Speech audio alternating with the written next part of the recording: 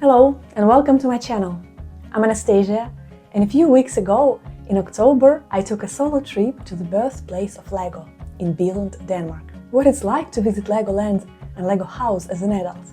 That's exactly what I set out to discover shortly after my 38th birthday. In this video, you'll get a look inside Legoland and Lego House as I answer a few key questions. Why choose Legoland as a birthday present?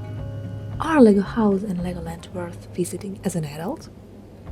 And can a solo trip to a family destination be a memorable experience, especially if you have kids? With a small kid at home, I decided it might actually be more fun to explore Legoland solo. No rides, no queues, just me at my own pace. Little did I know I was about to experience a dream I didn't even know I had. This video is divided into sections, so feel free to jump to the parts you're most curious about. Let's start with the first big question: why Legoland? Since I was young, I've always been fascinated by miniatures. Tiny worlds that are so much fun to explore. A few years ago, I came across a video showcasing a massive miniature display at Legoland in Billund. It looked amazing, and I knew I had to see it with my own eyes. This year, I finally made it happen. But why would an adult visit Legoland? Usually, there are two reasons. They bring their kids who love Lego, or they grew up loving Lego themselves. For me, though, it was neither. I didn't grow up with Lego, but now that I live in Sweden, I see that Lego is everywhere. Almost every kid and many adults have sets at home. Originally, I thought Lego was all about spaceships and robots. And in some way, it still is. But in 2018, I stumbled upon a Lego tree house set. And it completely changed my perspective. It was my first set, and I still love it. I've built and rebuilt it 5 times already. It even has 2 sets of leaves, for summer and autumn. For this visit, I had 2 main goals. Visit Lego House to see the enormous tree of creativity, and of course, see Miniland, that incredible miniature display at Legoland. Let's start with the Lego House. First up, the tree of creativity. It's massive. Over 15 meters tall and made of more than 6 million Lego bricks. It towers across several floors, displaying dozens of intricate sets. Everything is moving, blinking, an absolute feast for the eyes. But honestly, it was some of the other displays that impressed me even more. I'll get to those shortly.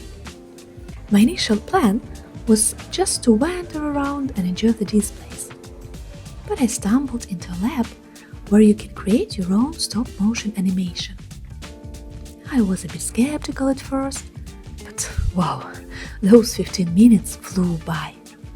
They give you 2 sets, some minifigures, and a camera to bring your story to life. This activity really set the mood for my whole visit. It was such an unexpected joy. To me, Lego is about the pure joy of creation. When my hands are busy assembling, my mind feels clear and focused. Here are the displays that completely wowed me.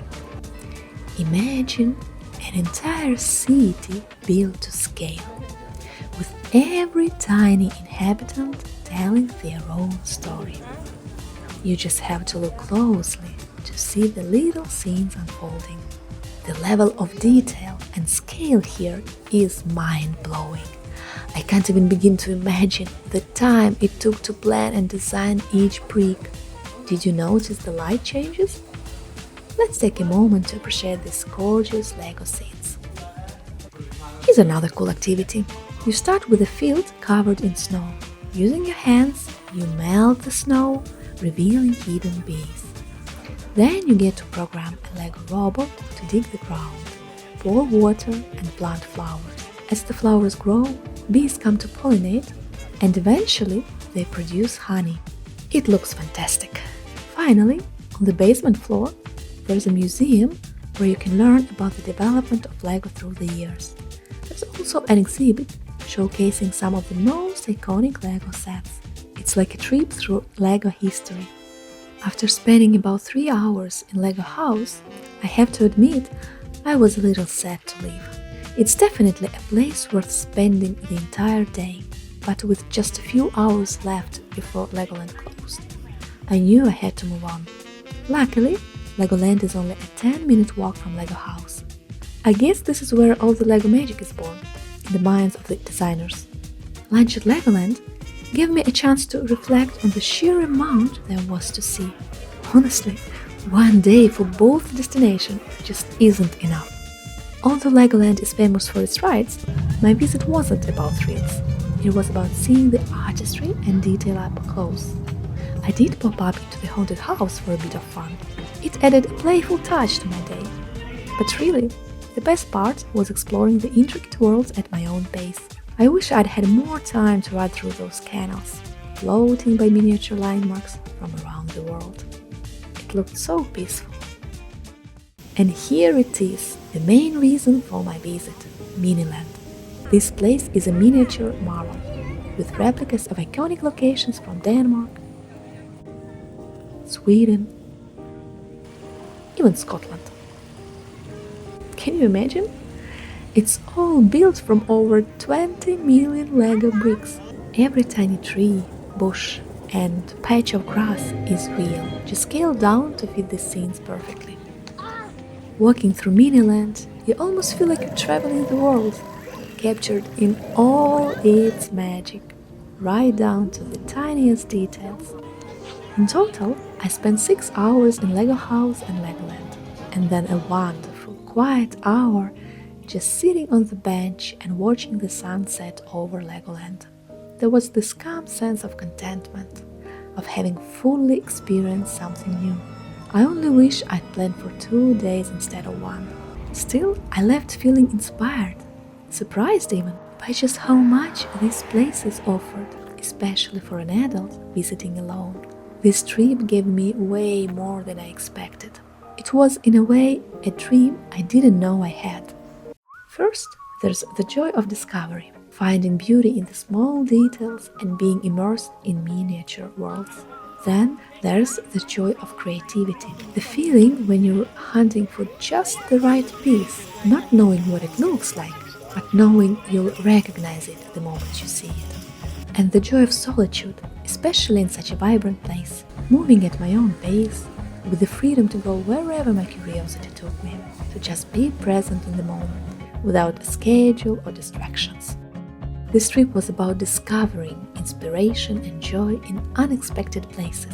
Let's revisit the question from the beginning of this video. And honestly, if you watch this far, do you even need the answers anymore? But here we go, just in case. Why choose Legoland as a birthday present? For those simple joys, the joy of discovery, of creativity, of quiet solitude, or family time if you are with your loved ones. Are Lego House and Legoland worth visiting as an adult? Absolutely yes. Hopefully you've seen that by now. Lego is meaningful and inspiring at any age, with sets for castles, cities, robots, flowers. Whatever you're drawn to, there's something for everyone. Can a solo trip to a family destination be a memorable experience? Even, especially, if you have kids? Without a doubt. There's something amazing about admiring the meticulous design of this display, immersing yourself in thousands of bricks, and taking the time to create. It could be a gift of time just for yourself. So while I may not have grown up with Lego, this trip showed me that discovering a new passion is always worth it, because you're never too old to have fun. Thanks for watching. Until next time.